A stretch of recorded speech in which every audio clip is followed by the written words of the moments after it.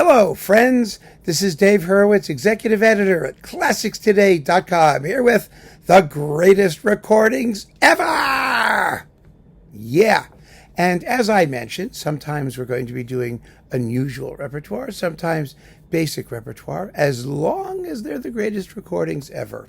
Well, this is a basic repertoire one. We have to do it, and I'm happy to do it. I could talk about this recording endlessly because it's just so unbelievably amazing. It is George Szell, the Cleveland Orchestra. You knew they were coming.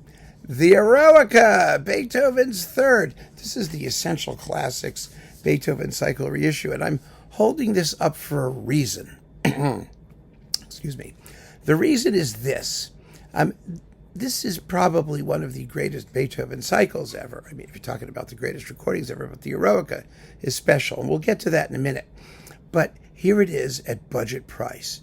It was an anomaly of the classical music industry that at the height of its effusive release of discs, they were just giving this stuff away. I mean, and they had no idea what the best stuff was or the less best stuff was. I mean, they didn't. They just shoved it out there willy-nilly, and this was cheapy. It was an incredible deal. Now, of course, the Szell Beethoven cycle, well, then they issued it in a slim box, which I have over there.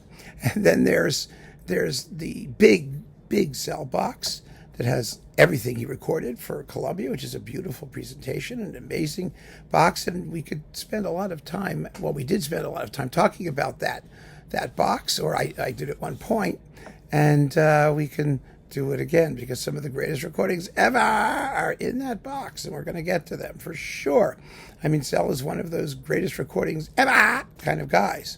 He really is, but what is so amazing about it is that even when these things were released in the late 50s, which is when the cycle was made, basically, for the most part, Szell was third string for Columbia.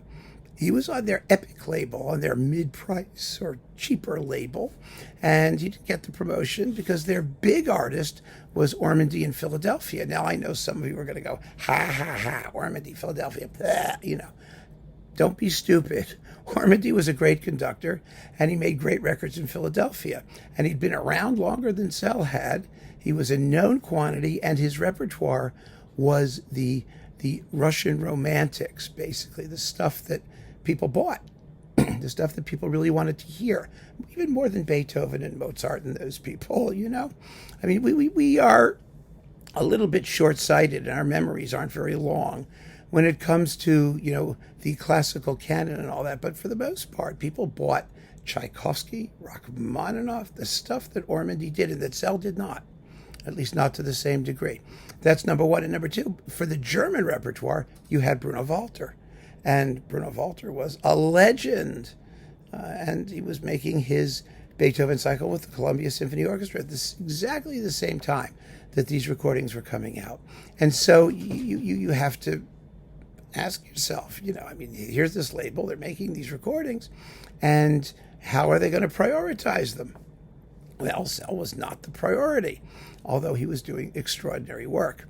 And just how extraordinary the work was really only became evident as time wore on.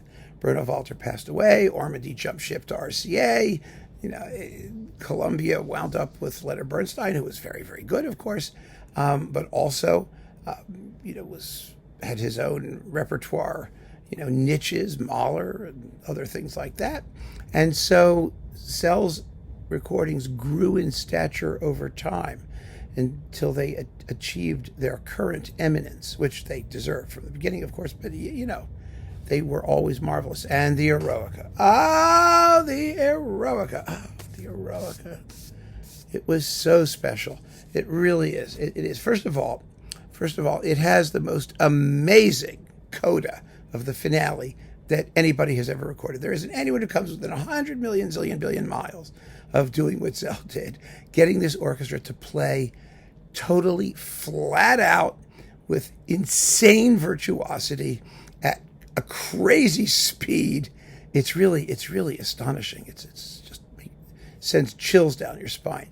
And the Eroica is a tough symphony for that way because it's top heavy.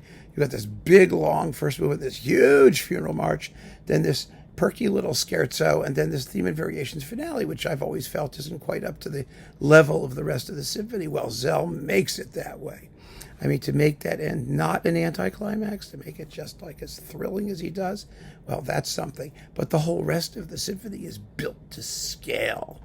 It really is. It's incredible. I mean, the balances, between orchestral sections, the fullness of texture, the transparency. It's really something special, all the way through. And it has been, well, what, for decades now? I mean, it really is. It's a reference recording. It's one of the greatest Eroicas ever. I mean, other people may have their choices, and when you're dealing with basic repertoire, it's always a fight, because people have their partisan. People are partisans, and they have their heroes and whatnot. I mean, some people would rather do Klemperer, some people Furtwängler, some people Toscanini, who was no slouch in the Eroica, all 400 times that he recorded it.